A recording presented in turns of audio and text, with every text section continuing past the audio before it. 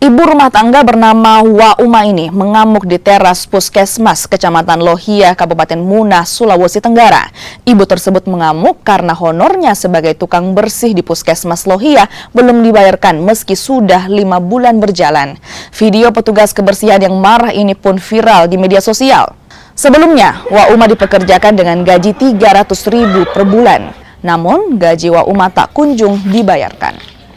Itu karena dijali-jali katanya mau dikasih bulan berapa itu katanya dibayarin kan Pak Simanto yang saya itu hari dia bilang kapus katanya